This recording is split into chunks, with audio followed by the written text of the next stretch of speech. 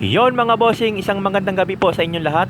At ngayong gabi nga ay biglaan po kami nagkaayaan na mag food trip at kumain dito sa may kare-kare ni Idol Balat. So tara, pasok po tayo sa loob. So kung mapapansin nyo po ay napakahaba na po ng pila rito mula sa unahan hanggang dun sa dulo na ating pupuntahan. So marami na rin pong kumakain sa bandang kanan ko. Napakarami na pong kumakain dyan sa lamesa. Siyempre, sunod lang po tayo sa pila. Tsagain na natin to. So shout out sa inyo sa lahat ng mga kumakain. And dito po tayo na pwesto sa dulo.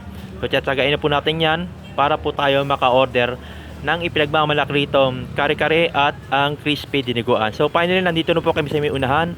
At mukhang naiinip na rin po si pare at nakatingin doon. Finally, eto na. Matitikman na po natin ang crispy diniguan at ang kare-kare. Solid oh. Shout out sa inyong lahat mga bossing. Alright.